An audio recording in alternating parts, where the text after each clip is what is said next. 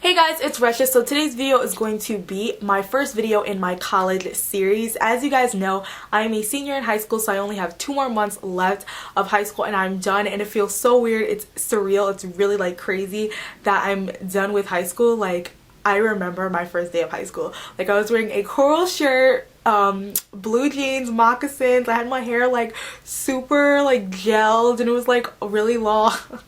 I totally remember the first day of high school, but let's not reminisce. Let's move on to the college process, and I'm just like really here to help you guys like figure out what you need to be doing your junior year of high school to really set yourself up to have a very successful college process and a really beautiful and like ideal, you know, application. So if you guys want to know some tips and tricks that I have for you guys to set yourself up to just have an amazing background, keep on watching. First thing that you should be doing during your junior year to prepare for the college process is to try your best to get good grades. Now, I'm not going to sit here and lie to you guys and tell you guys I had the most amazing grades in the world, because I really didn't. I did not end high school with a 98 average. I didn't. I was very far from that.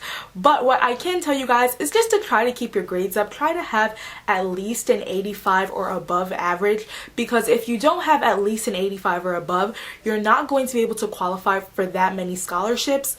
So definitely try to keep your grade point average above an 85, as well as try your best to take like honors or AP classes, or if your school doesn't offer that, just try to take challenging classes, but not too many challenging classes, because you also don't want to overwhelm yourself where you don't do well in any of the classes because you're taking too many hard classes. That's not gonna look good. So like maybe throw in like 1 or 2 hard classes, and then you can, you know, show the colleges that you're actually trying and you can actually do challenging work.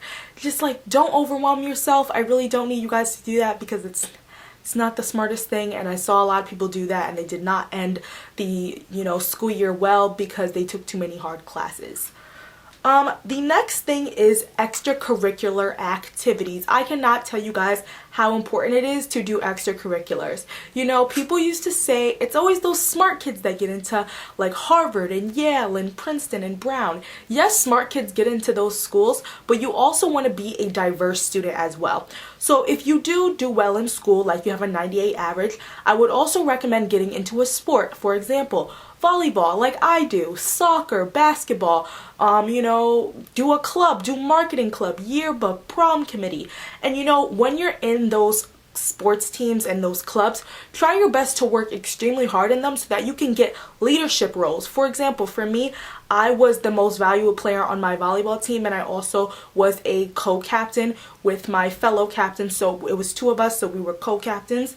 So, you know, try to get a leadership role. So if you are going to do extracurriculars in school, I would not recommend starting junior year. I mean, like, yeah, you have the background and you're able to put it on your, you know, application, but it's better to start your freshman year with your extracurriculars, so that way you can build credibility on your team and in your club. That way you will be able to get leadership roles in those extracurricular activities. But definitely, if you haven't started an extracurricular activity yet and you are a junior right now, you know, you only got like 2 more months of the school year left, but at least try to get into something, because at least you will be able to, you know, be in that sports team or that club, and then be able to do it your senior year, because you also will still be able to put that on your application.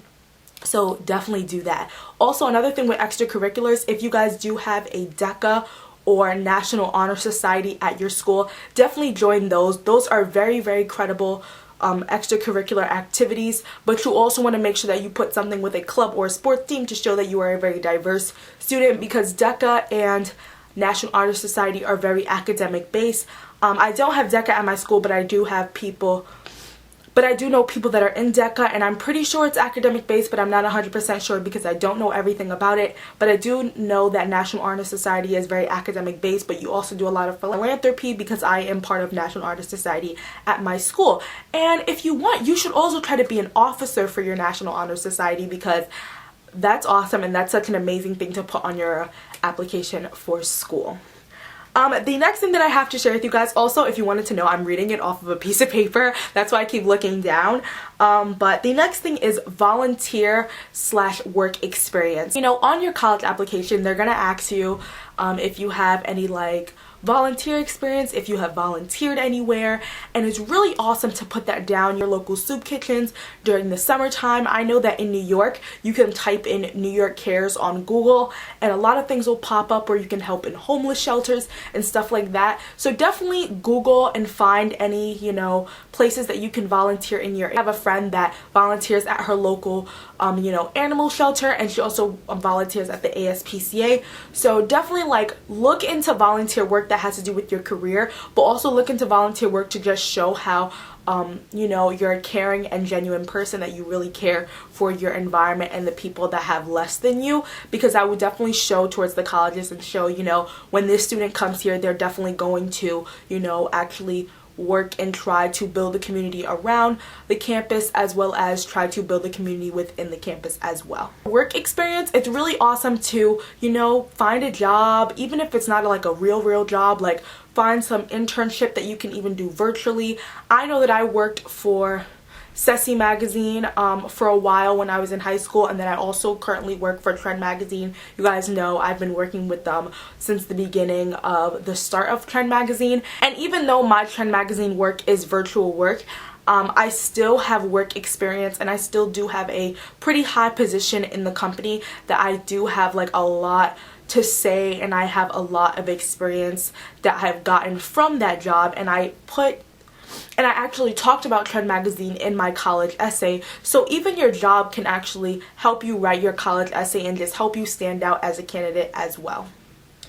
The next thing is internships. I kind of touched on this with the whole work situation, but internships, you know, try your best to find internships. You know, internships for high schoolers is really kind of hard to find. A lot of people aren't willing to hire high schoolers, but I've noticed like within the last like year and a couple of months, a lot of companies are starting to actually hire high schoolers, because we're sort of like the millennials of the, you know, century, and people really want our really fun and creative and fresh and young thinking in their work environment. So definitely I will link some internship websites in the description box down below, so that you guys can definitely check out where you could potentially intern for the summer or next fall.